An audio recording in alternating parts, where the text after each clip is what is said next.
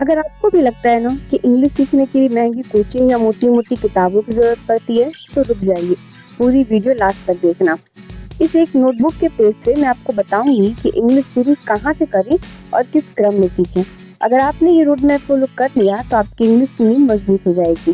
तो hello friends, अगर आप बिल्कुल बिगिनर हैं और इंग्लिश बोलना, समझना और पढ़ना सीखना चाहते हैं, तो यह वीडियो आपके लिए ही है। मैं आपको स्टेप बाय स्टेप पूरा इंग्लिश का एक रोड मैप दिखाऊंगी। तो हमारी स्टार्टिंग होती है बेसिक इंग्लिश भावेल साउंड से। भावेल साउंड जिनमें कि ए, ई, आई, ओ, यू होते हैं, ये वही होते हैं जिनको हिंदी में हम स्वर कहते हैं। तो ये पांचों मिलकर ही हमारी वर्ड मीनिंग की स्टार्टिंग करते हैं। जब एक छोटा बच्चा जब इस पढ़ाई करता है तो वो भी यही से स्टार्ट करता है, सबसे छोटे छोटे वर्ड से। फिर यहाँ से स्टार्टिंग होकर जैसे एक एक ईंट मिलकर घर बनता है ना, तो बिल्कुल वही यहीं पर वो बात आ जाती है कि छोटे छोटे वर्ड से ही आप एक पूरा वोकैबुलरी बना सकते हैं। चलिए स्टार्ट करते हैं भावेल साउंड ऑफ ए। तो CAT कैट, जो ए है उसको हम ए उच्चारण में पढ़ते हैं। CAT cat, THAT that, MAN man. E आता है तो PEN pen, RED red, BELL bell. Next है INK ink, SIT sit, BIG big. तो हमारा नेक्स्ट है O से ओक्स हो गया, POT पोट, और फिर होता है DOG डोग। अब जो यू है तो यहाँ पर यू के बारे में एक चीज बता दो कि यू से दो चीजें बनती है। एक तो यू से अ हो गया और एक यू से यू होता है। तो यू से यू यानी USE यूज, जिसका हिंदी होता है उपयोग करना। तो यू का उच्चारण भी दो तरीके से हो गया, अ और यू। यहाँ पर यू से है अप, अंडर, पर्स। अब हमारा नेक्स्ट है इंग्लिश ग्रामर। इंग्लिश ग्रामर में स्टार्टिंग आपको करनी है नाउन, प्रोनाउन, वर्ब, एडवर्ब। तो यहाँ से आपको एक तरीके से आप समझ लो कि पार्ट्स ऑफ स्पीच, ये बिल्कुल वैसे ही है जैसे घर बनाने में नींव की जरूरत होती है। तो पार्ट्स ऑफ स्पीच से आपको स्टार्ट करना है। तो पार्ट्स ऑफ स्पीच मेरे चैनल पर मैंने आपको 8 नाम दे दिए हैं। आप इस पर भी अगर नेक्स्ट वीडियो चाहते हो तो कमेंट बॉक्स में जरूर करो, मैं बिल्कुल डीप में आपको इसका समझा दूंगी। तो पार्ट्स ऑफ स्पीच को भी आपको जरूर से याद करना है और आपको पता चलेगा कि इनकी ज़रूरत कहाँ पड़ती है। जब हम इंग्लिश बोलते हैं ना तो बीच में हमें इन्हीं सब की ज़रूरत पड़ती है। पहले तो कि नाउन, जो भी आपको आसपास दिख रहा है वो सभी नाउन है। चलिए अब थर्ड पर आते हैं। थर्ड है हमारा इंग्लिश वोकैबुलरी, जिनको हम वर्ड मीनिंग भी कहते हैं, जो कि छोटे छोटे वर्ड्स आपको याद करने हैं। आप अगर आप हाउस वाइफ हैं तो आपके किचन में ढेर सारे मसाले रखे होंगे, है ना, तो आपको वहां से भी उन मसालों के नाम आपको याद करके रखने हैं। आप अगर देखो तो आपकी वोकैबुलरी आपके घर में ही भरे पड़े हैं, तो आपको सबसे पहले यही से शुरुआत करनी है।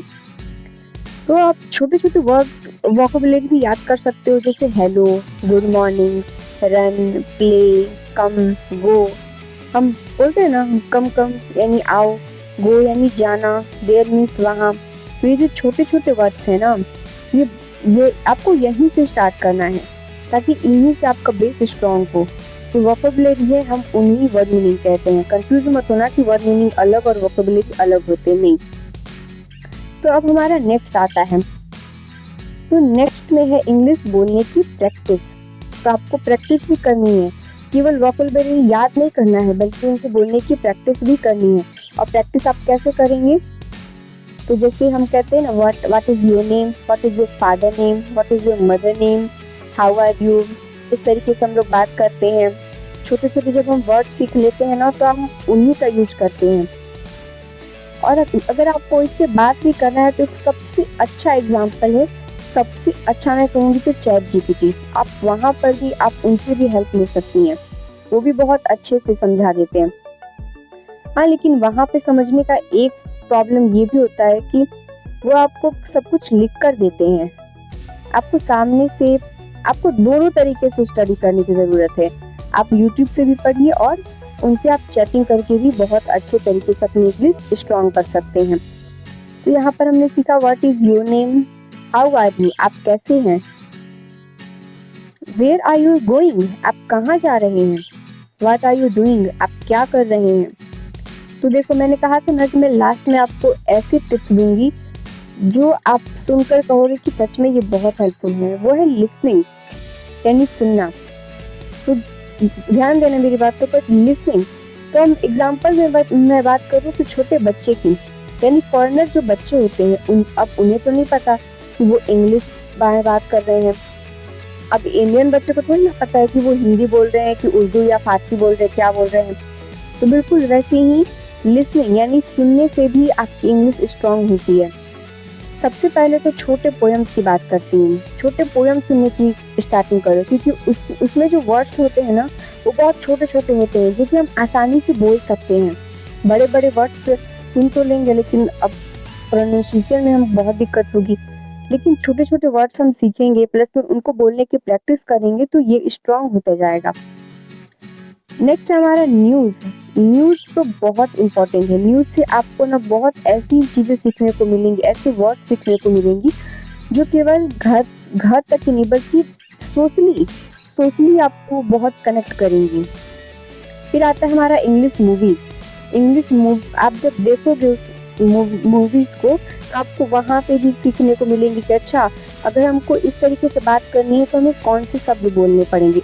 एक तो आपने इन चारों पर अगर ऊपर ध्यान दिया है, बेसिक इंग्लिश सीखी है, इंग्लिश ग्रामर को अच्छे से पढ़ा है, इंग्लिश वोकैबुलरी याद की है, तो आप आराम से केवल सुनकर भी आपकी अच्छे से इंग्लिश बोलने की प्रैक्टिस हो जाएगी और आप अच्छे तरीके से किसी से बात कर सकते हो। सबसे जरूरी कि इंग्लिश सुनने से आपकी कन्वर्सेशन बहुत अच्छी हो जाएगी। इंग्लिश बोलने का कॉन्फिडेंस आपको इंग्लिश सुनने से केवल आएगा। तो आपको ये बातें याद रखनी है और मेरे चैनल को सब्सक्राइब, लाइक एंड शेयर कर देना।